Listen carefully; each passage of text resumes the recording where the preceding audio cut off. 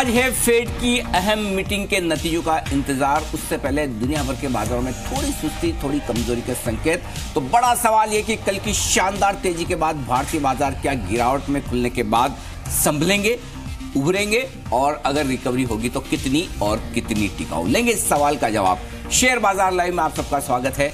नमस्कार, मैं हूं अनिल सिंह जी। नमस्कार, मैं हूं दीपाली राणा। शुरुआत करेंगे हर रोज की तरह आज के अहम ट्रिगर्स के साथ ही। और फेड की बैठक से ठीक पहले जो विदेशी बाजार हैं वो थोड़ा सा कॉशियस हैं।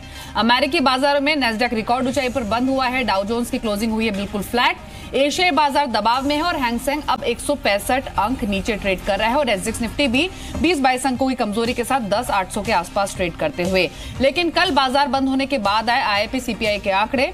आईआईपी ग्रोथ में बढ़ोतरी हुई है लेकिन महंगाई भी बढ़ी है, तो ये एक अहम खबर है। और इसके अलावा आज स्टॉक स्पेसिफिक एक्शन काफी रहने वाला है। सरकारी बैंक फोकस में रहेंगे। फोकस में रहेगा टीसीएस, जहां पर 15 जून को बायबैक पर बोर्ड बैठक होनी है। और साथ ही सन फार्मा, जिसके हलोल प्लांट को लेकर यूएसएफडीए से ईआईआर मिला है। 13 अप्रैल को जी बिजनेस ने आपको बताया था कि हलोल प्लांट को जल्द ही कोई राहत भरी खबर यूएसएफडीए की ओर से आ सकती है। तो आज खबरें बहुत हैं, स्पेशली बहुत सारे स्टॉक्स पर, उन पर चर्चा करेंगे हम शो के दौरान।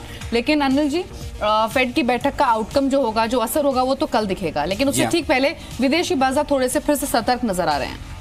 उसकी वजह है कि सिंपल, एक तो फेड की मीटिंग में क्या कुछ होता है और आगे के लिए कमेंट्री किस तरह की आती है, क्योंकि ब्याज दरें बढ़ना लगभग बाजार मानकर चल रहा है। अगर ना बढ़े तब भी बाजार के लिए सरप्राइज होगा कि बढ़ा क्यों नहीं रहे, ग्रोथ को लेकर चिंता है क्या।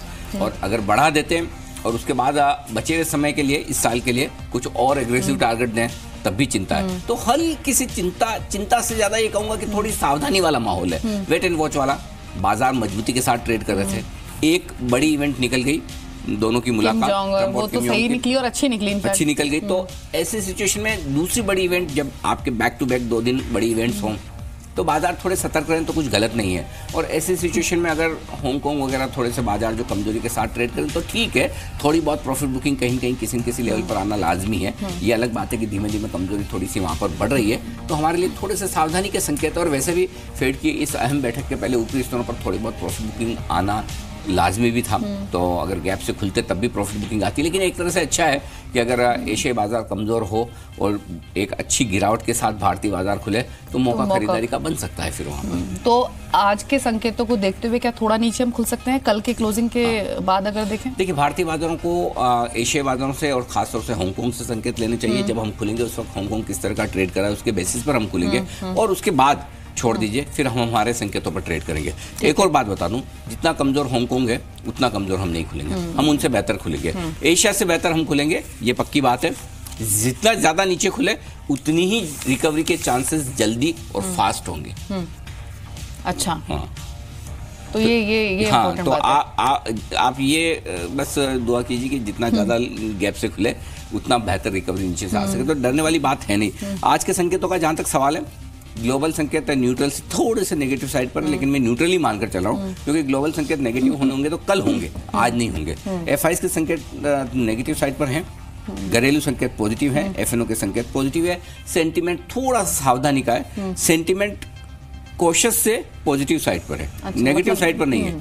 संकेत खराब, सेंटीमेंट खराब नहीं है, सावधानी का है, लेकिन है सतर्क है। हाँ, मूड अच्छा है, तो वो है। और ट्रेंड पॉजिटिव है, इसमें कोई डाउट ही नहीं है, कोई दिक्कत वाली बात नहीं। एक्चुअली एक इंटरेस्टिंग बात दीपाली जो दिख रही है कि आज के जो निर्णायक लेवल आ रहे हैं वो कल ही वाले हैं। निर्णायक लेवल में बदलाव हुआ नहीं है। 10,800 आपके लिए निर्णायक लेवल है निफ्टी पर, और बैंक निफ्टी पर 26,500 जो कल का ही लेवल है। और देखिए, वहां से हम काफी ऊपर कल बंद हुए हैं। निफ्टी पर आप देखिए लगभग 40-50 पॉइंट ऊपर बंद हुए हैं, बैंक निफ्टी पर 100 पॉइंट ऊपर बंद हुए निर्णायक लेवल से। लेकिन उसके बावजूद निर्णायक लेवल वही है। तो इसका मतलब क्या है? इसका मतलब ये कि अगर आप थोड़े बहुत कमजोर खुल भी जाएं, नीचे भी ट्रेड करें, लाल निशान में भी हो, तब भी आपको मूड खराब करने की जरूरत नहीं है। वो मौका होगा खरीदारी का। जब तक आप निर्णायक लेवल के ऊपर ट्रेड करें तब तक आप पॉजिटिव हैं, ये ध्यान में रखें। Point number 1। अब आइए छोटी ट्रेडिंग रेंज दे दूं आज आपके लिए निफ्टी की, और वो है 10,800 से 10,900। ये है 100 पॉइंट की छोटी रेंज जिसमें बाजार ट्रेड करने की कोशिश कर सकता है। लेकिन क्योंकि बड़ी इवेंट है आगे ग्लोबल मार्केट्स के से, तो थोड़ी सी बड़ी रेंज भी ले लेना ठीक होगा। और वो बड़ी रेंज आती है 10,765 से लेकर 10,925 की। ये दूसरी रेंज है जिसको आप ध्यान में रखें। 10,765 क्यों चुना है आपने? 10,765 इसलिए चुना है कि कल का और परसों का 2 दिन का छोड़ दें, उसके 2 दिन पहले लगातार 10,765 पर क्लोजिंग हुई है, 10,767, और उस लेवल के आसपास बार बार आकर अटक रहा था। मैं ये कहता था 10,770 के ऊपर की क्लोजिंग दे दीजिए ताकि ब्रेकआउट हो जाए, राइट। मतलब इस तरफ के नीचे स्लिप करना थोड़ा मुश्किल है, आसान नहीं है इसके नीचे। बहुत सेफ रहना चाहें तो 10,750 मान लें, 15 पॉइंट की और इसको आप ऐड करना चाहें तो, लेकिन मैंने प्रिसाइज लेवल देने की आज कोशिश की है। ये आपके लिए नीचे की रेंज है। बैंक निफ्टी के लिए छोटी ट्रेडिंग रेंज जो है वो है 26,450 की, और बैंक निफ्टी के लिए बड़ी रेंज 26,450 और 26,750 की, ये आपके लिए छोटी रेंज है। अब आपको लगेगा कि हम बन तो हुए हैं 26,600 पर, तो 150 पॉइंट नीचे है और 100 पॉइंट ऊपर है। जी हाँ, इतनी ही रेंज है। बड़ी रेंज लेना चाहें 26,350 और 26,850 है बड़ी रेंज बैंक निफ्टी की, माफ कीजिएगा, हाँ, बैंक निफ्टी के लिए बड़ी रेंज 26,950 बनता है, ये बराबर है। ओके, 26,900 की रेंज है। अब आइए सपोर्ट जोन कहाँ है।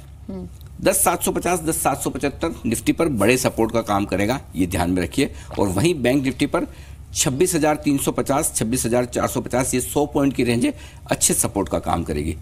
एक आज लेवल बहुत बेहतरीन निकाला है मैंने, निफ्टी बैंक निफ्टी दोनों में। अच्छा, और वो लेवल ये कि आपको बेचना कहाँ है, क्योंकि आज के मार्केट में ये तो ठीक है, एशिया कमजोर खुल गया, नहीं तो कल की तेजी के बाद अगर गैप से और ऊपर खुल जाते हैं, सब लोग यही कहते हैं कि खरीदिए, लेकिन आज एक परफेक्ट सेल जोन भी आ रहा है।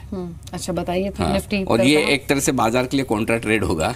परफेक्ट सेल जोन से मेरा मतलब ये है दीपाली की, ऐसा नहीं कि बहुत एग्रेसिवली आपको शॉर्ट कर देना है, लेकिन आपको प्रॉफिट बुकिंग वहां पर जरूर करनी है। और वो लेवल आ रहा है 10,900 से 10,925 का निफ्टी पर, हाँ। और बैंक निफ्टी पर वो लेवल आ रहा है 26,900 से 26,950 का। एक बात बता दूं आपको और सभी दर्शकों को कि परफेक्ट बाय जोन और परफेक्ट सेल जोन जरूरी नहीं कि आपको मिले ही मिले, लेकिन अगर मिले तो वो मौका मिस नहीं करना है। ठीक है, इसका मतलब क्या है, 26,900, 26,925 की रेंज में निफ्टी मिले तो आप प्रॉफिट बुकिंग करके एक छोटे करेक्शन का इंतजार करना है। अच्छा। जो 50 पॉइंट का हो सकता है, 75 पॉइंट का हो सकता है, कितना होगा पता नहीं, लेकिन वो इंतजार आपको जरूर करना है। और ये लेवल मैंने क्यों चुने हैं दोनों, बैंक निफ्टी पर 26,900, 26,950, इसकी सिग्निफिकेंस भी बता दूं। ऐसा नहीं मैं डेटा एनालिसिस करता हूं तो दीपाली आजकल का ही करता हूं, ये डेटा एनालिसिस काफी लंबे समय का भी चलता है। आपको एक डेट याद दिलाता हूं, वो है 15 मई। 15 मई को कर्नाटक चुनाव के नतीजे आए थे, और कर्नाटक चुनाव के नतीजों के दिन 15 मई को जो निफ्टी ने हाई बनाया था वो था 10,929 का। अच्छा, और बैंक निफ्टी ने हाई बनाया था 26,972 का। वो लेवल मेरे लिए माउंट एवरेस्ट है, मुझे उसके पार जाने में कोई जल्दबाजी नहीं है, मैं आराम से जाऊंगा उस लेवल के आसपास। एक चीज समझ लिए, 15 मई से जो लोग, कोई तो ऐसा आदमी होगा जिसने 10,929 में निफ्टी खरीदी होगी, जिसने 26,972 में बैंक निफ्टी खरीदी होगी, तभी तो वो हाई बनाए। जी बिल्कुल। तो वो लोग इंतजार भी तो कर रहे होंगे कि ये लेवल आए तो हम छूटे, राइट। तो ये वो लेवल है जो उस दिन बड़े गैप से खुले, टॉप बना और उसी दिन बाजार पिट गया था, मतलब टिक ही नहीं पाया। इसलिए इस लेवल की बड़ी इंपॉर्टेंस है कि ये लेवल वहां पर बाजार एक बार रुकना चाहिए। मैं ये नहीं कह रहा कि सब कुछ बेच के निकल जाओ, लेकिन प्रॉफिट बुकिंग करो, इंतजार करो एक डिप का। और वैसे भी आप नॉन स्टॉप अच्छी तेजी दे चुके हैं, तो मैं तो कह ही रहा था कि 10,770 के ऊपर बंद होते ही आपको 10,950, 11,000 मिलना है, तो वो आना है। लेकिन उससे पहले ये एक छोटा लेवल है जहां पर आपको प्रॉफिट बुकिंग कर लेनी है। तो इसलिए आज मैंने बेस्ट लेवल निकाले हैं प्रॉफिट बुकिंग के। यहाँ पर प्रॉफिट बुकिंग कर लिए, फिर 25-50 पॉइंट बढ़ जाए, मन में वो मत रखिए कि मेरे ऊपर के 25, आखिरी 25-50, 100 पॉइंट कोई नहीं पकड़ सकता, और कोशिश भी नहीं करनी चाहिए। उस कोशिश के चक्कर में 200-500 निकल जाए। लेकिन सही है ऐसे साइज लेवल्स बताना, ताकि जो भी तेजी वाले ट्रेडर्स हो एटलीस्ट वो मंदी करे ना करे, लेकिन अपनी मुनाफा अपना समेट लें। एब्सोल्युटली। कहीं भाई हर रोज थोड़ी तेजी होगी, कहीं प्रॉफिट बुकिंग भी तो आपको करनी है। तो ये प्रॉफिट बुकिंग का लेवल आ गया आपके लिए। अब आज का ट्रेड बता दूं। निफ्टी खरीदे आप, गैप से जितना नीचे खुले उतना कॉन्फिडेंट होकर खरीदे, जितना कम गैप से खुले उतना कॉन्फिडेंस कम रहना चाहिए, जितना ज्यादा गैप से खुले उतना कॉन्फिडेंट रहिए। पहली बात तो मुझे पता नहीं इतने गैप से खुलेंगे भी, ठीक है, हांगकांग 150 नीचे दिख रहा है, लेकिन आपके लिए गैप से खुलना मुश्किल होगा। स्टॉप लॉस आपका बनता है 10,765 का, जितना जो खरीदारी का परफेक्ट लेवल है ना इंट्राडे के लिए 10,800 से 10,820 की रेंज है। ये है perfect buying level. Perfect buying level intraday का, ये इंट्राडे का लेवल है। ठीक है। जो मैं प्रॉफिट बुकिंग लेवल बोल रहा हूँ वो पोजिशनल ट्रेडर के लिए भी है। समझ गए। इंट्राडे के लिए परफेक्ट बाइंग लेवल 10,800 से 10,820 बनता है। 10,765 आपका एकदम perfect well defined stop loss है। 10,850, 10,890 और 10,920 तीन अलग अलग लेवल हैं आज। अब थोड़ा है ना, मैं इतनी मेहनत करता हूँ, मैं चाहता हूँ हमारे व्यूअर भी करें, याद रखें। राउंड फिगर वाले लेवल सबको याद रह जाते हैं, प्रिसाइज फिगर आ रहे हैं तो क्यों ना दिए जाए। करेक्ट, ये है। निफ्टी शॉर्ट करना है 10,900 के आसपास या इसके ऊपर। 10,900, 10,925 परफेक्ट रेंज है निफ्टी शॉर्ट करने की। 10,950 स्टॉप लॉस है। 10,850 ज़्यादा से ज़्यादा 10,825 उतना ही, 50-75 पॉइंट मिल गए ना कुछ हो जाइए। शॉर्ट में इतना मिल रहा है वो भी बड़ी बात है। बाय बैंक निफ्टी खरीदें। 26,450 आपका स्टॉप लॉस है। गैप से खुल जाए 26,450 के आसपास मिले मौका तो छोड़िए मत, खरीद लीजिए। बेस्ट बाय लेवल 26,450 से 26,500 का होता है। ठीक है। और अगर वहां खरीदते हैं तो 26,350 या 26,400 स्टॉप लॉस कर लेंगे। 9:08 में बैंक निफ्टी पर और आए दे दूंगा, लेकिन फिलहाल 26,450 स्टॉप लॉस है। 26,750, 26,850 टारगेट है आपका। बैंक निफ्टी 26,900 के आसपास ऊपर मिले परफेक्ट शॉर्ट है। 26,900, 26,950 ब्लाइंड शॉर्ट है। 26,900, 26,950 करना ही चाहिए एक बार के लिए। आपको 200 पॉइंट मिलेंगे, 150-200 पॉइंट, और वहां पर 27,000 का स्टॉप लॉस लगाइए। 26,750 का पहला टारगेट होना चाहिए। सेक्टर जो पॉजिटिव लग रहे हैं, नो ब्रेनर, दिमाग लगाने की बात ही। फार्मा लगातार चौथे दिन मेरी लिस्ट में है खरीदारी करने के लिहाज से, और आईटी है, जाहिर सी बात है टीसीएस है। तो ये दो सेक्टर हैं जो मुझे पॉजिटिव नजर आ रहे हैं। ठीक है। अच्छा, शुरुआत में आप बता रहे थे कि एफआईज का जो रुख है वो नेगेटिव है, डीआईएस का पॉजिटिव है। तो ये एफआईज ने जो कैश मार्केट में बिकवाली की है 1100 करोड़ की, उस वजह से नेगेटिव में रखा है? जी बिल्कुल, एक वो वजह है ही दीपाली, और दूसरा इंडेक्स फ्यूचर्स भी 500 करोड़ के बेचे, तो वो भी थोड़ी बिकवाली। हाँ, कैश के सामने स्टॉक फ्यूचर्स में एफआईज थोड़ी खरीदारी 450 करोड़ की, 445 करोड़ की, तो थोड़ी वो आप प्रेशर कम हो जाता है, लेकिन नेट आंकड़े बिकवाली के हैं। Point number 1। पॉइंट नंबर 2, घरेलू फंड के आंकड़े बड़े दिनों बाद एफआईज की बिकवाली के सामने फिर से लगातार दूसरा दिन ऐसा है जब वो मुकाबला कर रहे हैं, डटकर कर रहे हैं। उनके मुकाबले में उन्होंने ज्यादा खरीदारी की है कैश मार्केट में, 1327 करोड़ की, तो ये ठीक है। तो ऐसे नेट आप आंकड़े देखेंगे तो डरने की बात नहीं है। अल्टीमेटली दोनों ही तरह के इन्वेस्टर मिलाकर नेट तो खरीदारी कर ही रहे हैं। अच्छा, घरेलू फंड्स के साथ में लोकल इन्वेस्टर ट्रेडर भी हैं जो और खरीद रहे हैं, तो उस हिसाब से डेटा बुरे नहीं है, ठीक है। ठीक है। अच्छा, आप शुरुआत में आपने कहा कि 10,800 निफ्टी पर मजबूत सपोर्ट है अभी, और 26,500 बैंक निफ्टी पर। क्यों? क्या जो डेटा डेरिवेटिव का है, कॉल पुट का, वो ये इंडिकेट कर रहा है? देखिए, पहले निफ्टी की बात करते हैं। निफ्टी में 10,800 आज क्यों निर्णायक लेवल है? क्योंकि 10,800 के लेवल पर पुट और कॉल दोनों में बराबर ओपन इंटरेस्ट है, 29-30 लाख शेयरों का, और आप वहां से ऊपर बंद हुए। तो जैसे आप 10,800 के नजदीक आएंगे, जो शॉर्ट सेलर है ना, वो थोड़ी शॉर्ट कवरिंग करने की कोशिश करेंगे। और मजे की बात एक और है दीपाली, और वो ये 10,700 के कॉल में 27 लाख शेयरों का ओपन इंटरेस्ट है, और जिन लोगों ने कॉल बेचे, मंदी की पोजीशन बनाई, उन्होंने अभी तक कवर नहीं किए। अच्छा, जबकि आप वहां से 150 पॉइंट ऊपर बंद हुए हैं। तो जैसे ही नीचे आएंगे 10,700 के जो कॉल राइटर्स हैं, जिन्होंने मंदी की पोजीशन बनाई, उन्हें भी तो शॉर्ट काटनी है, तो इसीलिए नीचे से वापस अपोर्ट। हाँ, मैं ऐसा थोड़ी सोच रहा हूँ कि अचानक से अगर ग्लोबल मार्केट खराब है तो किसी बंसल जी के पास या किसी दीपाली जी के पास बहुत पैसा है, तो जैसे 25 पॉइंट 30 पॉइंट नीचे देखेंगे तो तुरंत खरीदने आ जाएंगे। मुझे उन पे भरोसा नहीं है, मुझे भरोसा शॉर्ट सेलर्स पे है, शॉर्ट कवरिंग। जिन्होंने मंदी करके उन्हें तो काटना है ना भाई। तेजी करने वाला खरीदे ना खरीदे, मंदी करने वाले को तो खरीदना ही पड़ेगा कमजोरी में, तभी उसका पैसा बनेगा। इसलिए मुझे मालूम है कि नीचे के लेवल पर सपोर्ट मिलेगा आपको, और 10,700 के जो कॉल राइटर्स है उन्हें भी शॉर्ट काटनी है, 10,800 के कॉल राइटर है उन्हें भी शॉर्ट काटनी है। तो आपके नीचे का लेवल ये हो गया। 10,900 का पहला टारगेट इसलिए कि वहां पर 30 लाख शेयरों का ओपन इंटरेस्ट है। ऐसा नहीं कि हम उसको पार नहीं कर सकते, कर सकते और करेंगे भी, थोड़ा सा रुक के करेंगे, और वो अच्छा भी है। 10,600 से 10,700 की रेंज में बाजार ने वक्त बिताया। 10,700 से 10,800 की रेंज में दीपाली देखिए 3 दिन बाजार ने क्लोज दी, उसके बाद 10,800 पहुंचा। तो मैं चाहता हूं कि अगले 3-4 ट्रेडिंग सेशन बाजार 10,800 से 10,900 के बीच में वक्त बिताए क्लोजिंग बेसिस पर, कि 10,800 के नीचे क्लोज ना दे, 10,900 के ऊपर क्लोज ना दे, आराम से सेटल हो। ज्यादा तेज दौड़ लगाने की जरूरत नहीं है, आराम से चलिए। Point number 1, 6 lakh share Nifty में ओपन इंटरेस्ट में जुड़े हैं, 4 पॉइंट डिस्काउंट पे, हल्की सी कह सकते हैं कि थोड़ी सी बिकवाली एफआईज की हुई है शॉर्ट साइड पर। आइए बैंक निफ्टी, 90,000 शेयर जुड़े हैं बैंक निफ्टी के ओपन इंटरेस्ट में, प्रीमियम घटी है 23 पॉइंट से घटकर 9 पॉइंट की, ठीक है, कोई खास फर्क नहीं पड़ता। आइए बैंक निफ्टी में क्यों 26,500 आपके लिए निर्णायक लेवल है, क्योंकि 26,500 के पुट पर 6 लाख और कॉल्स में 5 लाख शेयरों का ओपन इंटरेस्ट है, लगभग बराबरी वाला मामला है। तो 26,500 के ऊपर आप हैं, तब तक तेजी करने वाले ट्रेडर्स स्ट्रांग है। 26,500 के नीचे जाएंगे तो थोड़ा सा तनाव बढ़ेगा कि क्या हम कमजोर तो नहीं होंगे। तो लेकिन सबसे बड़ी बात क्या है, आज तेजी करने वाले लोगों के पास कुशन बहुत है। आपको 10,843 की क्लोजिंग मिली, आपके पास 40 पॉइंट का कुशन है। बैंक निफ्टी पर 26,600 की क्लोजिंग मिली है, 100 पॉइंट का कुशन है। तो आप गैप से खुल भी जाएंगे नीचे, तब भी कुशन बहुत है, आप इतना जल्दी से कमजोर होंगे नहीं। ये एक अच्छा संकेत है। पुट कॉल रेशियो थोड़ा बढ़कर आया है 1.59 पर, लेकिन मुझे चिंता नहीं है, कोई घबराने की बात नहीं। वॉलेटिलिटी इंडेक्स परफेक्ट है 13.25 के आसपास। तो बाकी सारे डेटा परफेक्ट है, कहीं कोई दिक्कत नहीं। ऊपर कितना जा सकते हैं बैंक निफ्टी पर? 26,800, 26,900, 27,000, हर जगह 100 पॉइंट पर थोड़ी पोजीशंस बनी हुई कॉल्स में, तो आप रुक कर चलेंगे। लेकिन ओवरऑल ऐसे कोई दिक्कत वाली बात बाजार में दिखती नहीं कि जिसकी वजह से अगर बाजार को देखो बहुत कमजोर होना है और गिरना है तो वो कल होगा, आज पैनिक होगा, ऐसा मुझे लगता नहीं। बिल्कुल। तो इंडेक्स सिर्फ आज के लिए एक ही है कि हमारे टारगेट आ जाएं तो वहां पर प्रॉफिट बुक करके एक इंतजार करें करेक्शन का। तो दोनों इंडेक्स पर निफ्टी बैंक पर रणनीति बताई गई है, आपको अहम लेवल्स भी बताए गए हैं। और जब 9:08 पर लेवल्स फ्रीज होंगे इंडिकेटिव एक्शन में, तो एक बार फिर से चर्चा करेंगे इस स्ट्रैटेजी की। तो इंडेक्स पर तो बात हो गई, लेकिन अब बात करेंगे उस स्टॉक की जो कि आज स्टॉक ऑफ द डे रह सकता है। रुक कर लेते हैं इसी खास सेगमेंट का।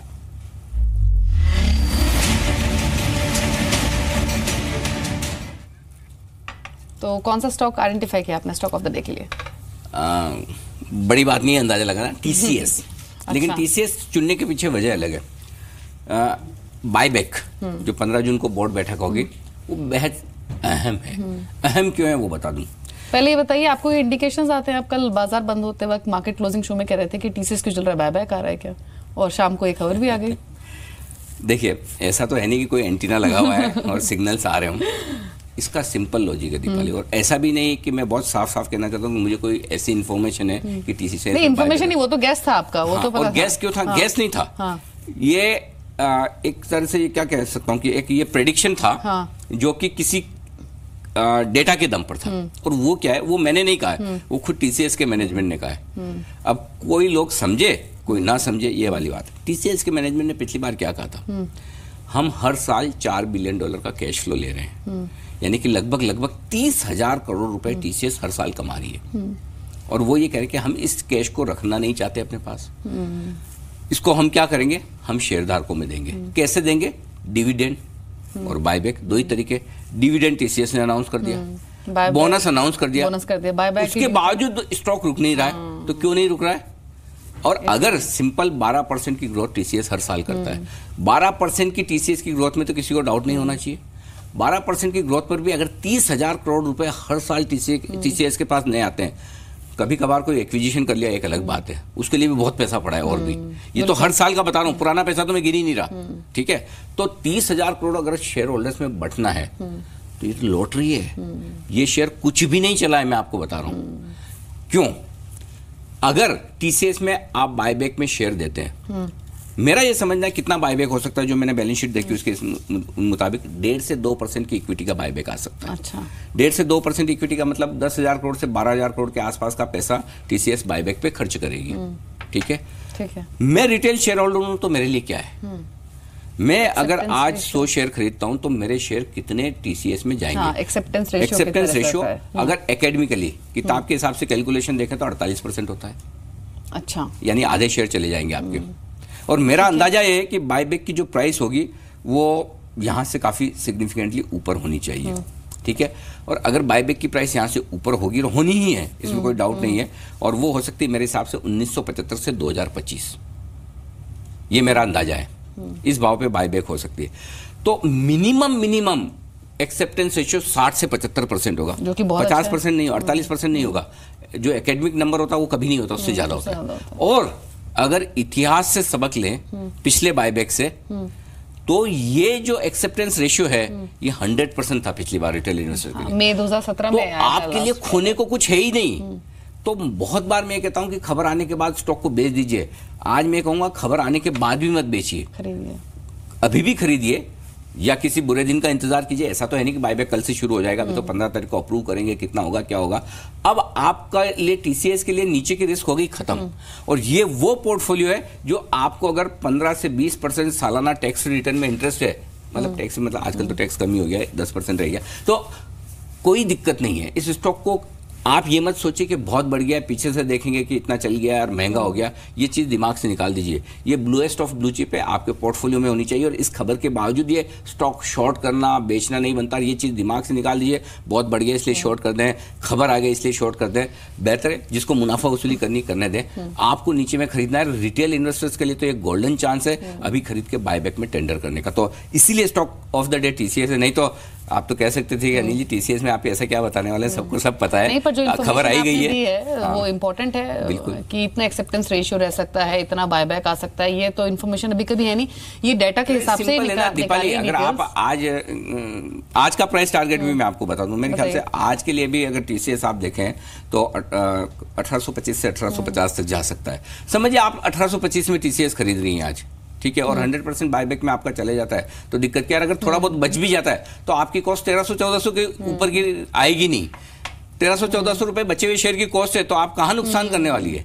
और जो आदमी, मैं तो एक सिंपल चीज बोलता हूँ, मैं कई बार बोलता हूँ कि कोई आदमी टाटा मोटर्स, टीसीएस, सन फार्मा जैसे शेयरों में नुकसान करे तो उसे स्टॉक मार्केट में आना ही नहीं चाहिए। बिल्कुल, ये स्टॉक ऐसे हैं जो आपका पेशेंस टेस्ट करते हैं, कब चलेंगे किसी को पता नहीं, लेकिन ये पैसा बनाकर जाएंगे, और इसीलिए टीसीएस पे मेरा भरोसा पूरा बरकरार है। बिल्कुल, टीसीएस तो वैसे भी वेल्थ क्रिएटर रहा है, और मई 2017 में पिछला बायबैक आया था 2850 इसका तब रेट होता था, उसका बोनस आया 1450 इसका एक्स बोनस प्राइस आ चुका था, उसके बाद से भी कांस्टेंट मूवर रहा है। तो आज का stock of the TCS focus रखिए स्टॉक पर, लेकिन एक सन फार्मा पर मैं जरूर सवाल पूछना चाहती हूँ। वो भी एक स्टॉक ऑफ द डे बन सकता लेकिन था। सन फार्मा क्योंकि हलोल प्लांट को फाइनली एआर मिल गया यूएसएफडी की ओर से, लेकिन इस खबर से पहले ही जब ये मिला था उस दिन सब तक ही लगातार चल रहा है, तो ऑलरेडी इसमें भी तेजी बनी है पहले।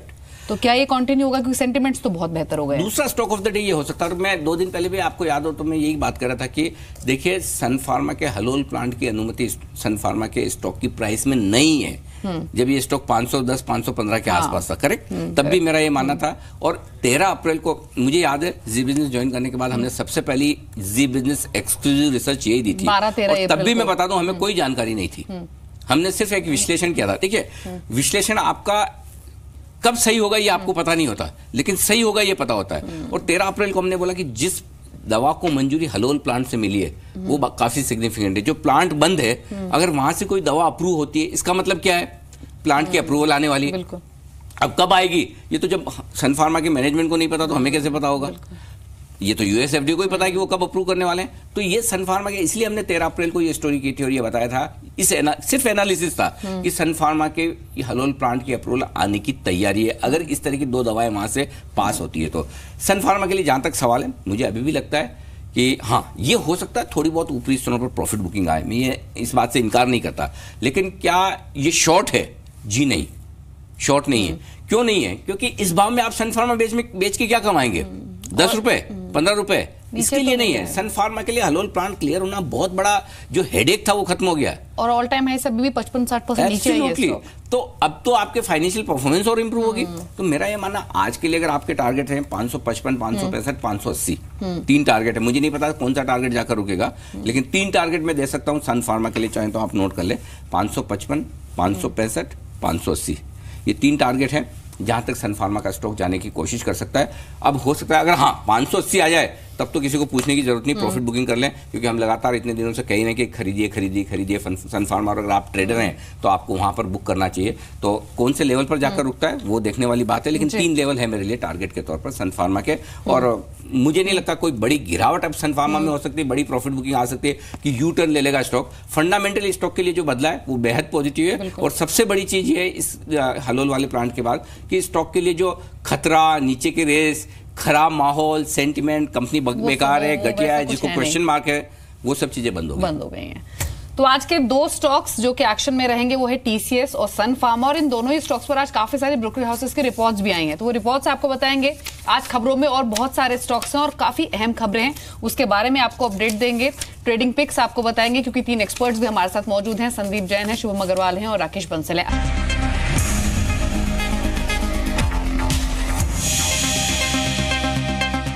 पूरी रिसर्च टीम हमारे साथ तैयार है और आज थोड़ी ज़्यादा ही देर से इंतजार कर रही है। हमारा भाषण थोड़ा लंबा हो गया, लेकिन पूजा जी हमारे साथ तैयार है खबरें लेकर, और रजत के पास भी ढेर सारी खबरें हैं। लेकिन रजत इसके साथ साथ हमें फंड एक्शन भी बताने वाले हैं, और सुमित के पास है आज तमाम ब्रोकरेज रिपोर्ट। तो पूजा, शुरुआत आपके साथ की जाए, बताइए। सन फार्मा और टीसीएस पर तो डिस्कशन हो ही चुका है। उसके अलावा एक और फार्मा स्टॉक आज फोकस में रहेगा, टोरेंट फार्मा। सुबह सुबह ही खबर आई है कि कंपनी को यूएस एफडीए से अपनी एक जेनरिक दवा के लिए एएनडीए अप्रूवल मिल चुका है, और सिल्डेनाफिल नाम की एक ये दवा है जिसके लिए मंजूरी मिल चुकी है। तो इस खबर के चलते आज इस स्टॉक पे भी आपको नजर रखनी होगी। आज तमाम बैंक फोकस में रहेंगे, स्पेशली जो बड़े बैंक है वो फोकस में रहेंगे।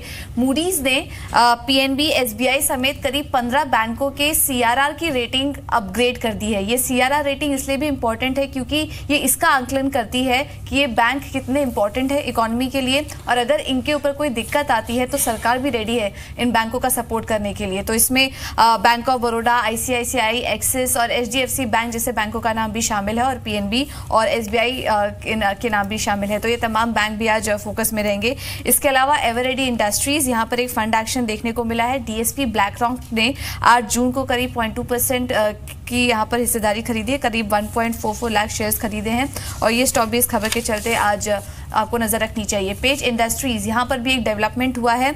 जॉकी इंटरनेशनल के साथ जो लाइसेंस करार है वो कंपनी ने बढ़ा दिया है, और ये कंपनी लगातार खबरों में भी है। पिछले कुछ समय पहले ये भी खबर आई थी कि एक स्विमवेयर स्पीडो के साथ भी करार बढ़ा दिया गया, और अब ये करार भी बढ़ाया गया। ये जो अग्रीमेंट है ये 31 दिसंबर 2040 तक के लिए बढ़ा दिया गया है।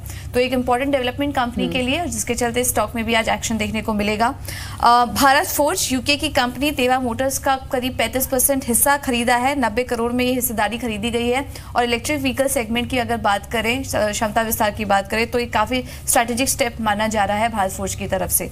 और आखिर में बात करते हैं रुचि सोया की। कल से ही ये जो कंपनी है फोकस में बनी हुई है, और अब यहाँ पर ये अपडेट निकल कर आ रहा है कि अदानी ग्रुप एक ने सबसे बड़ी बोली लगाई है। अदानी ग्रुप की जो सब्सिडरी है अदानी विल्मर, उन्होंने इस कंपनी के लिए सबसे बड़ी बोली लगाई है। करीब 6000 करोड़ की बोली लगाई गई है रुचि सोया के लिए। ठीक है, तो काफी अहम खबरें हैं आज। टोरेंट फार्मा एक्शन में रहेगा, शायद कल राकेश के रडार पर भी था ये मार्केट क्लोजिंग शो में, तो चर्चा करेंगे इस पर। लेकिन रजत के पास भी कुछ स्टॉक्स हैं जो कि खबरों में है, बताइए रजत। जी बिल्कुल, पहला है नितिन स्पिनर्स। दीपाली खबर यह है कि कंपनी की 15 जून को होने वाली है बोर्ड बैठक, और इस बोर्ड बैठक में रकम जुटाने पर, स्पेशली प्रेफरेंशियल शेयर्स जारी करके रकम जुटाने पर बड़ा फैसला हो सकता है। तो नितिन स्पिनर्स कहीं ना कहीं फोकस में रहेगा।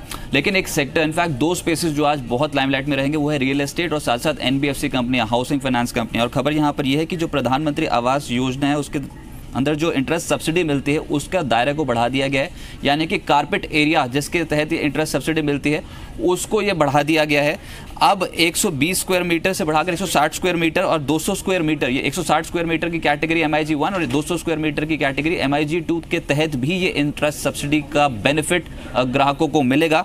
ये बता दें आपको कि जिनके 6 से 12 लाख की आय है और 9 लाख तक का लोन ले रखा है उनको 4% इंटरेस्ट सब्सिडी, और जिनकी 12 से 18 लाख की आय है और 12 लाख का लोन ले रखा है उनको 3% इंटरेस्ट सब्सिडी का बेनिफिट देती है सरकार। तो आज ये जो छोटे मझौले स्टॉक्स होंगे रियल एस्टेट से जुड़े हुए, जैसे कि हुडको, कोल्टे, अजमेरा, पूर्वांकरा, NBCC, ये कुछ ऐसे स्टॉक्स होंगे जो आज रडार पर रहेंगे, और हाउसिंग फाइनेंस कंपनी आज एक्टिव हो सकती है। पहले बताइए ब्रोकरेज रिपोर्ट, सुमित कौन से शेयर पर आई है?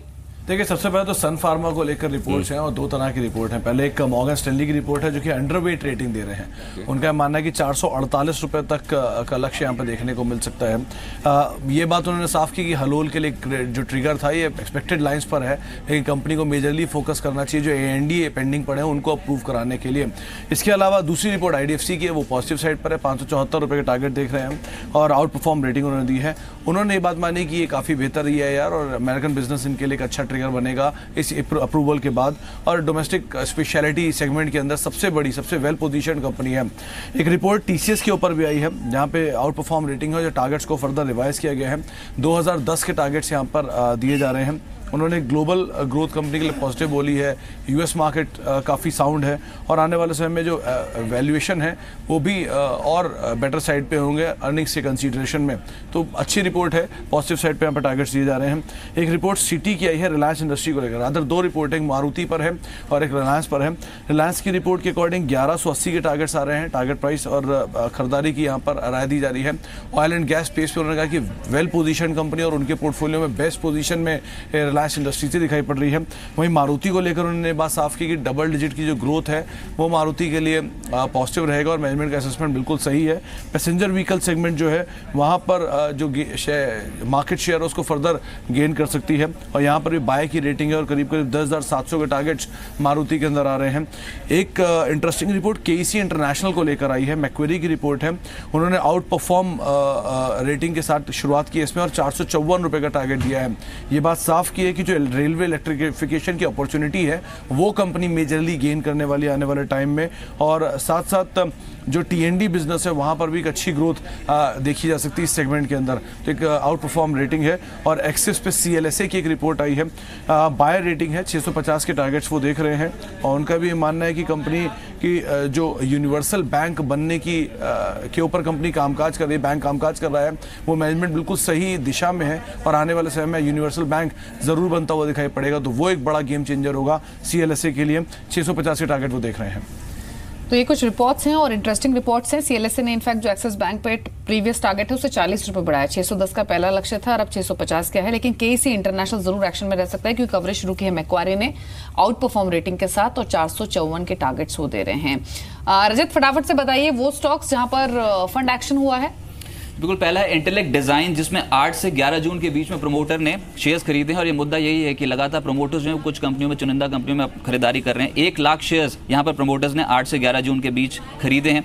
दूसरा है पन्नामा पेट्रो, यहाँ पर प्रमोटर ने लगभग 25,000 शेयर्स जो हैं उनका अधिग्रहण किया है। 7 से 11 जून ये तारीख है जिसके बीच में प्रमोटर्स ने अपना स्टेक बढ़ाया है इस कंपनी में। और एक स्टॉक जिसमें आमतौर पर चर्चा कम होती है वो है सेंट्रम कैपिटल। यहाँ पर भी BG एडवाइजरी सर्विसेज जो कि इनके प्रमोटर हैं उन्होंने 10,000 शेयर्स कंपनी के खरीदे हैं। तो 3 कंपनियां जिसमें प्रमोटर एक्टिविटी हुई है। प्रमोटर भी थोड़ा थोड़ा खरीदना है रिटेल इन्वेस्टर की तरह। 10,000 सेंट्रल कैपिटल, 25,000 पनामा पेट्रो। मुझे लगता है कि प्रमोटरों के पास तो बहुत पैसा होता होगा, फिर भी थोड़ा थोड़ा खरीद रहे हैं, एवरेज कर रहे हैं, धीरे-धीरे खरीद रहे हैं। चलिए, जो भी कर रहे हैं अच्छी बात है, लेकिन खरीदारी कर रहे हैं वो बढ़िया है। चलिए, आप सबका बहुत बहुत शुक्रिया ये सारी डिटेल्स हमें देने के लिए। आइए शामिल करते हैं हमारे एक्सपर्ट्स को, राकेश बंसल, शुभम अग्रवाल और संदीप जैन। ये है 3 दिग्गज आज हमारे साथ आपकी मदद करने के लिए। और करते हैं शुरुआत आज की टॉप ट्रेडिंग पिक्स के साथ। राकेश जी, शुरुआत आप ही करिए क्योंकि आपको देख के ऐसा लग रहा है कि आप एक भी शॉर्ट कॉल देंगे नहीं। नहीं अनिल जी, बिल्कुल भी एक भी शॉर्ट कॉल नहीं है, इसलिए मैंने आपसे शुरुआत की है। अनिल जी, पहला एक बाय कॉल है भारत फाइनेंशियल पर और इसको चूज करने का कारण अनिल जी एक है, अभी तक ये स्टॉक इंडसइंड बैंक का पैटर्न लीड करता था तेजी को। पहली बार भारत फाइनेंशियल के पैटर्न में तेजी जो है इंडसइंड बैंक के कंपैरिजन में ज्यादा लगती है। भारत फाइनेंशियल को खरीदने की राय रहेगी। 1168 का स्टॉप लॉस, 1228 का स्टॉप टारगेट। दूसरा एक बाय कॉल गोदरेज इंडस्ट्रीज पर, काफी स्ट्रॉन्ग टेक्निकल पैटर्न है। 597 का स्टॉप लॉस, 624 का टारगेट। और लास्ट एक निवेश का एक आइडिया, ABB को मुझे लगता है खरीद के चलना चाहिए। 1227 का स्टॉप लॉस, 1380 का लक्ष्य। लास्ट में अनिल जी, कल मैंने एक सेल कॉल दिया था डीवीज पर जहां पर एक स्टॉप लॉस मेरा ट्रिगर हुआ।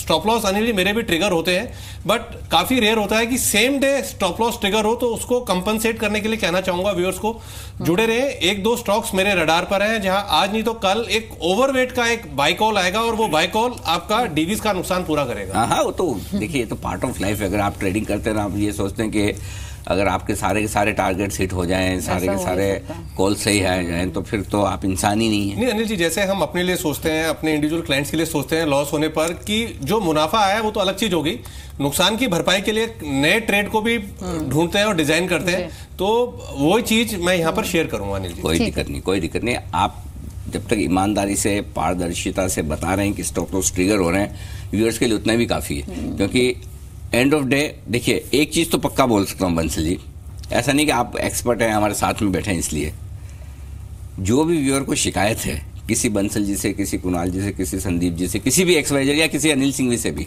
उनको एक चीज पक्के से बोल सकता हूँ। पॉइंट नंबर 1, नेट आप इनकी एडवाइस पे पैसा कमाएंगे, खोएंगे नहीं।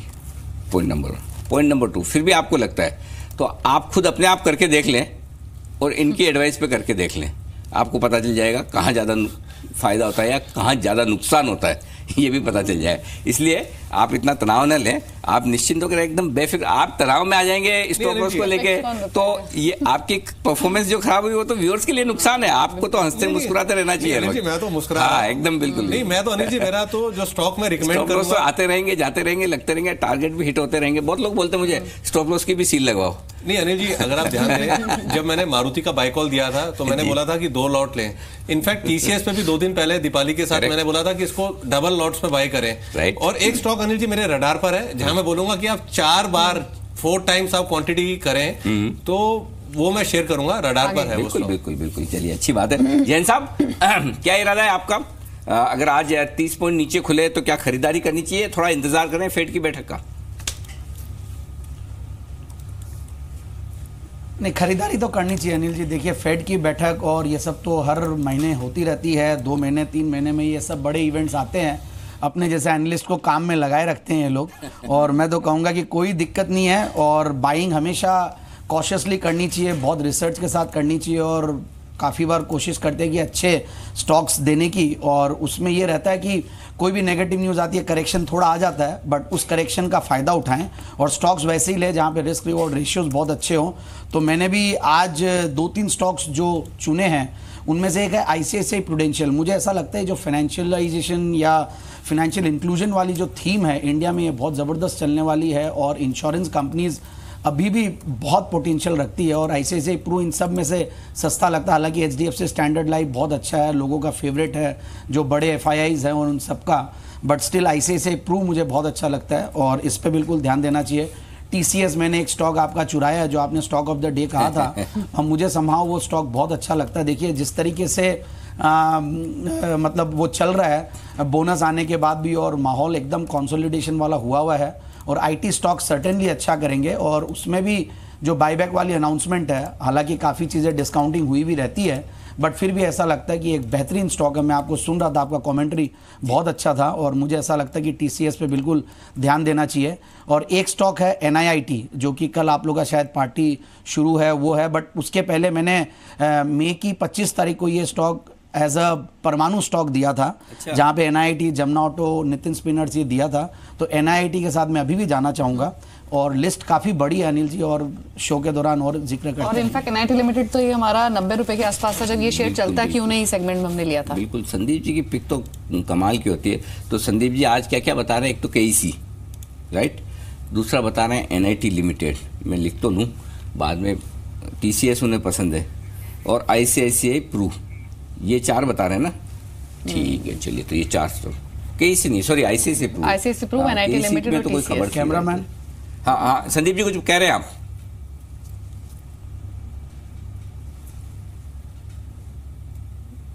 नहीं, तो ये 3 स्टॉक्स हैं जो उन्होंने रेकमेंड किए हैं, लेकिन शुभम भी हमारे साथ हैं, उनकी भी पिक्स पूछ लेते हैं। शुभम, आप बताइए कौन से स्टॉक्स हैं आपके रडार पर आज?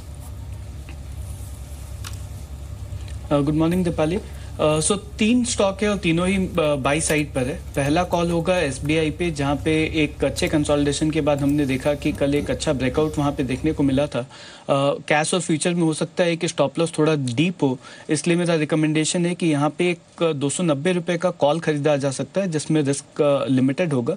तो आज SBI में ओपनिंग के बाद अगर थोड़ा भी पुल बैक होता है, मुझे लगता है एक अच्छा अपॉर्चुनिटी है।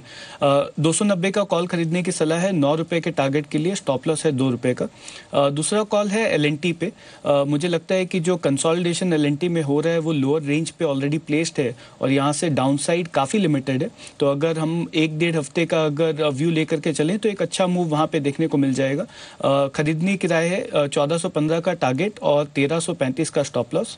और तीसरा कॉल है बजाज ऑटो पे, जहाँ पे एक अच्छे मूव के बाद, एक स्ट्रॉन्ग मूव के बाद हमें एक टेम्पररी कंसोलिडेशन देखने को मिला है, जिसको जनरली कंटिन्यूएशन पैटर्न के तौर से जाना जाता है।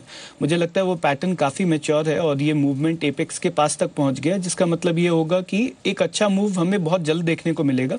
तो बजाज ऑटो में भी खरीदने की राय है, 3050 का टारगेट और 2820 का स्टॉप लॉस। ठीक है, तो बजाज ऑटो पे खरीदारी की सलाह है आज के लिए, और SBI का कॉल ऑप्शन आप खरीद सकते हैं, ये सजेशन है शुभम की ओर से। 290 का कॉल ऑप्शन 4.5 रुपये पर खरीदिए, 9 रुपये का टारगेट होगा, स्टॉप लॉस रहेगा।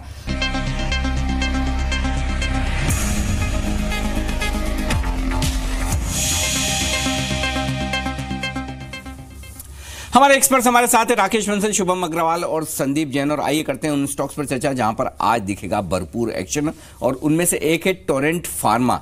बंसल जी, कल भी हम बात कर रहे थे कि इस स्टॉक में बड़ा एक्शन होते हुए दिख रहा है, और कल देखिए जो स्टॉक में तेजी बनी और जो अच्छा एक्शन हुआ उसका फायदा आज मिलते हुए दिख रहा है। यूएस एफडीए इसकी तरफ से एक खबर आई है, एक दवा को मंजूरी दी है। 1404 पर कल हुआ ये बंद।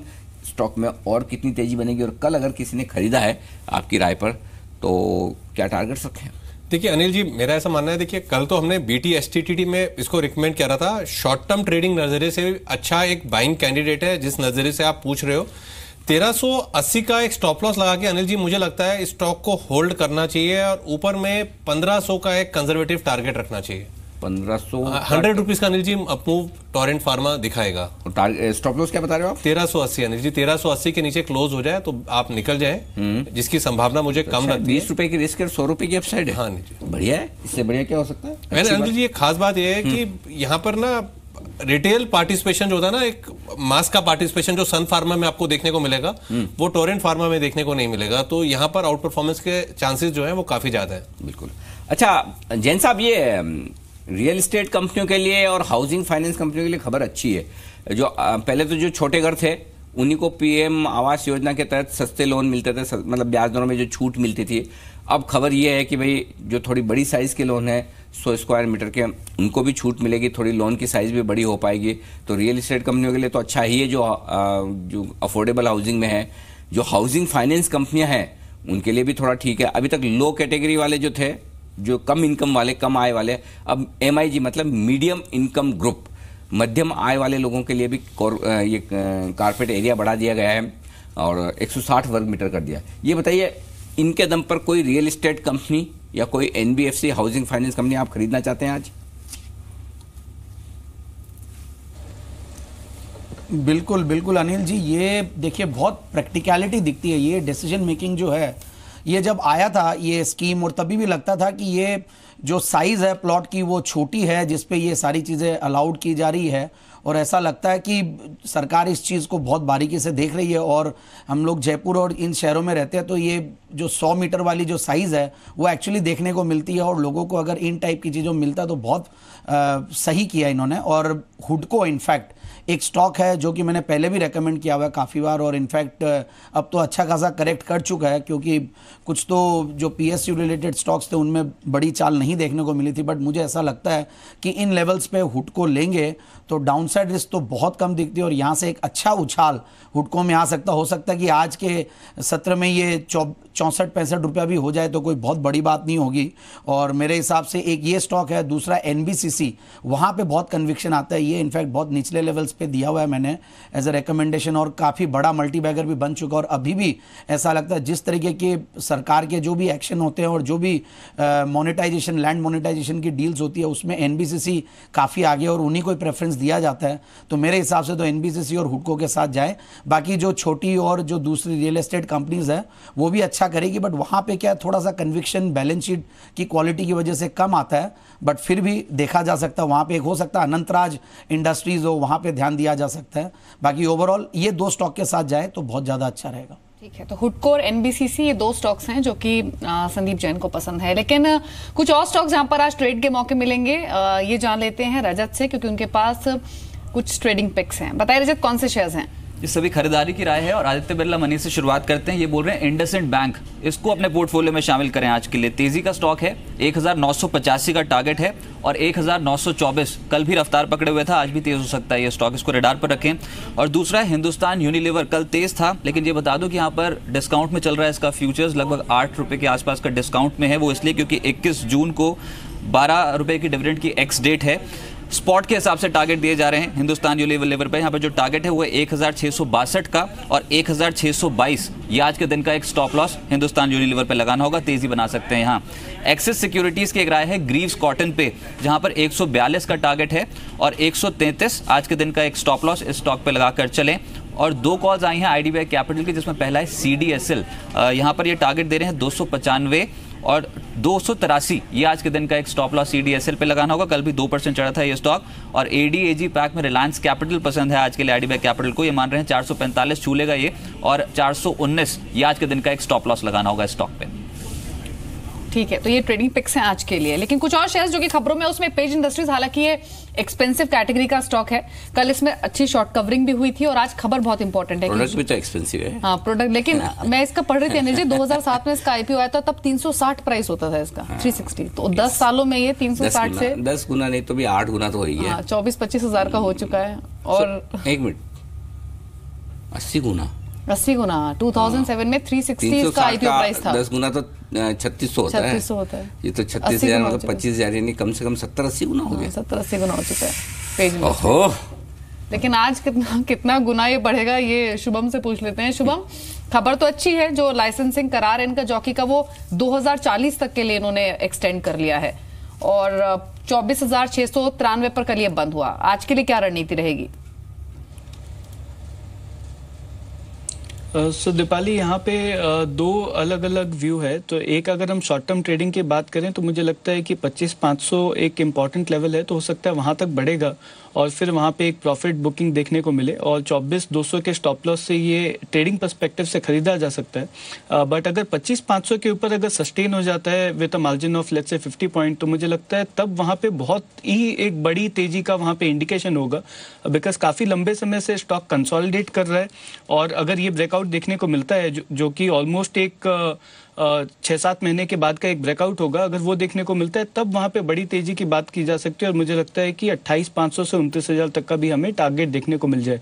तो 25,500 शॉर्ट टर्म ट्रेडर्स के लिए वहाँ पे एक बार प्रॉफिट बुक कर लें, बट अगर वो लेवल सस्टेन होता है तो फिर से खरीदें और 29,000 तक का मुझे लगता है कि टारगेट पॉसिबल है in a medium term perspective. Okay, तो ये है आपके लिए राय इस स्टॉक पर, पेज इंडस्ट्री। बेहतरीन शेयर, अच्छी खबर और सबसे बढ़िया बात यह है 2040 22 साल के लिए लाइसेंस मिल चुका है। तो अब निश्चिंत होकर अगर आपको ये ब्रांड पसंद है, इस ब्रांड के प्रोडक्ट पसंद है, तो एज अ कंज्यूमर भी आपके लिए अच्छी खबर है कि आपको अगले 22 साल तक हिंदुस्तान में मिलते रहेंगे, बशर्ते कि सरकार की पॉलिसी चेंज ना हो। और पेज इंडस्ट्री के लिए भी ये पसंद, क्योंकि हर बार है ना, मुझे याद है दीपाली, जब भी इस कंपनी के मैनेजमेंट से लोग बात करते थे तो आईपीओ के वक्त भी एक ही बात की जाती, आपका लाइसेंस रिन्यू नहीं हुआ तो, आपका लाइसेंस रिन्यू नहीं हुआ तो क्या करेंगे? हो गया रिन्यू 2040। और ये भी बता दूं, पेज इंडस्ट्री के पास सिर्फ हिंदुस्तान का नहीं, श्रीलंका का भी लाइसेंस और शायद एक आध और देश का भी हो, तो मुझे पता नहीं। तो बेहतरीन कंपनी, और ये वाकई में पेज इंडस्ट्री के लिए बेहद बेहद बेहद बड़ी खबर है ये है। और शायद इसी स्टॉक के लिए आप कह रहे थे कि सेल सिग्नल आने की बात जो कह रहे थे, नहीं ये वो दूसरा था। अच्छा, ये नहीं पी से ये, बट दूसरा, अच्छा दूसरा था, तभी मेरे सेल सिग्नल इस पे आया नहीं। हाँ चलिए, एनीवे, तो ये है आपके लिए वो बेहतरीन स्टॉक।